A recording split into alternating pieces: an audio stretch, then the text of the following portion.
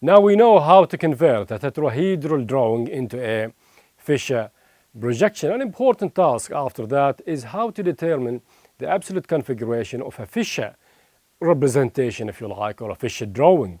So what do we need to do? Well, of course, we need to follow the same exercise, and that's to assign priorities.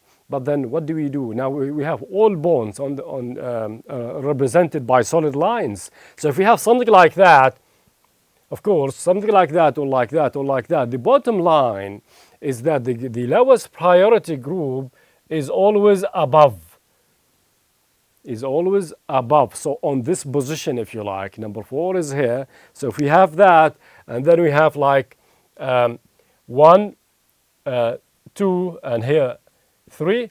So we have the lowest priority group at the top. So this is very important, okay, that the lowest priority group is placed at the top, and then we check rotation so that this is basically behind. Top means behind. That's exactly the meaning. It's not actually principally different, okay, from the way we assigned absolute configurations on tetrahedral drawing. And of course, remember the idea or the rule after assignment or prioritizing groups in terms of atomic number is to view the molecule so that the lowest priority group is at the back. In that, this is actually very similar. So the lowest priority group should be at the top always, and then we check rotation. If rotation is clockwise of the 3 groups that remain, it's R. If the rotation is counterclockwise, it's S. So here 4 is at the top. So this is 1, 2, 3. If you look at this, it's 1, 2, 3, and therefore this is S. So that's an S absolute configuration. If we draw another one where the lowest priority group again is at the top, but now we have 1 here, and we have 2 here, and we have 3 here, something like that. So the lowest priority group, remember that's the lowest priority group. Of course, number indicates that this is the lowest priority group.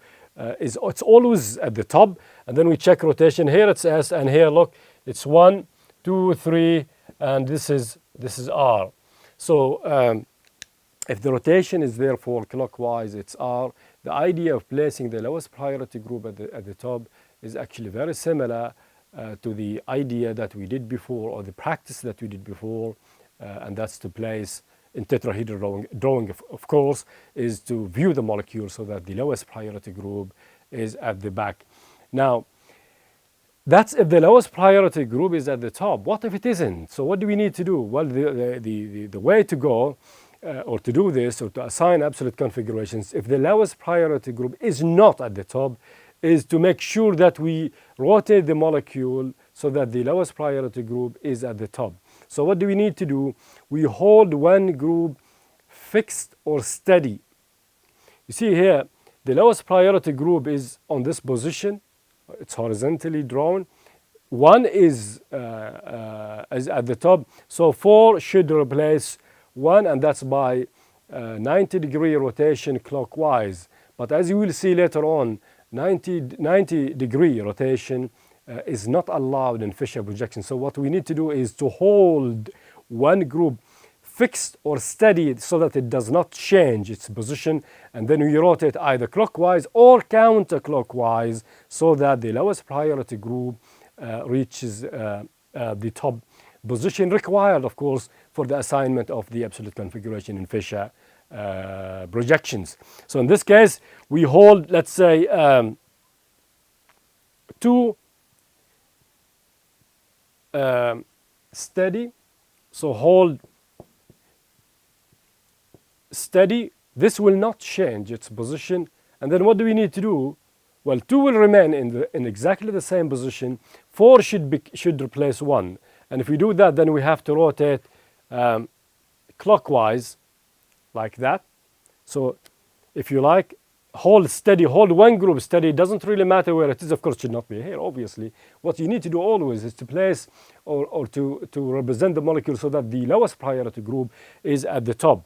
So 4 should be here. Then you hold any of the other groups steady, and then you rotate either clockwise or counterclockwise for the placement of the lowest priority group at the on this position that's required. So rule number 1 is to hold one group steady, and rule number 2 is to rotate clockwise or counterclockwise. It doesn't really matter, so that the lowest priority group is at the top. Obviously here we should rotate clockwise. So after this, what do we get? Well, this is exactly what we get.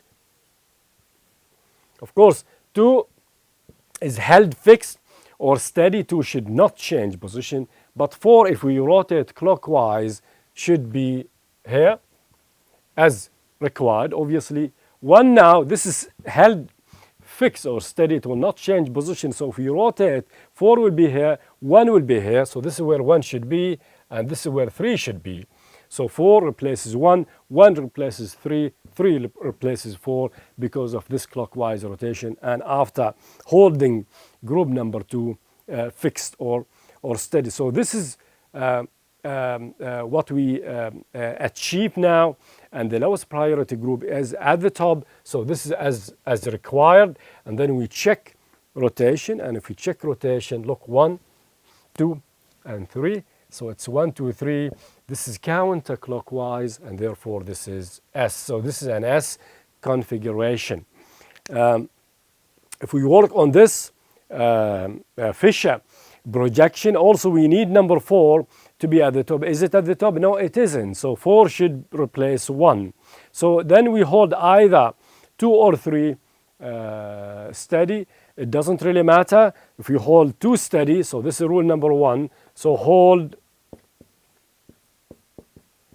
group number 2 steady, and then we rotate either clockwise or counterclockwise, depending on what's required. Obviously, we should rotate counter clockwise, and if we do that, we arrive at a Fischer projection of this type. So 2, remember, is held steady, 2 is held steady, 4 is here now, which after replacement of 1, 1 should replace 3, and 3 should replace 4. Again, we hold one group steady, and then we rotate either clockwise or counterclockwise in order for the lowest priority group to be at the top.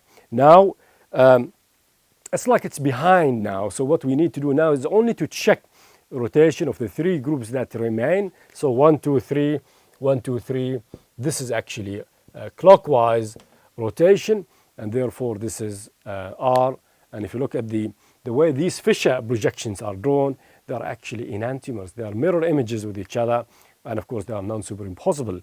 So the bottom line here, or the conclusion after this, in order to determine an absolute configuration of a Fischer projection, is to first of all hold one group steady, hold one group fixed or steady, like this one. So 2 and 3. The idea to do that, of doing this, is for 4 to be at the top always, as we explained before. So 4 should always be at the top, and then we check rotation whether it's clockwise or counterclockwise. If it isn't, if it is at the top, that's straightforward, obviously. If it isn't, then we hold one group.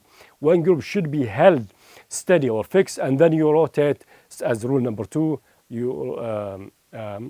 Rotation should be done either clockwise or counterclockwise, so that the lowest priority group is at the top, and then you check rotation after that. If it's clockwise, it's R. If it's counterclockwise, it's S. Again, if we go back or revise these quickly, here we hold group number 2 fixed or steady, so that we can rotate for counterclockwise for it to be at the top. So if we do that, we achieve this, and then we check rotation, we find it's counterclockwise, and therefore S. The second example, we hold group number 2 steady or fixed, and then we rotate counterclockwise, we arrive at a Fischer projection of this type, and then if we check rotation, we find it's R.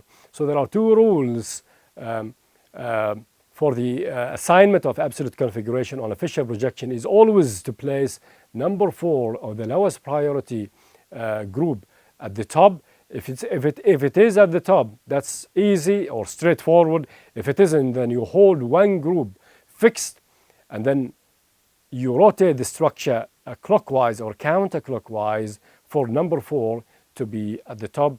Once the lowest priority group is at the top, if rotation is clockwise, it's R. If rotation is counterclockwise, it's S.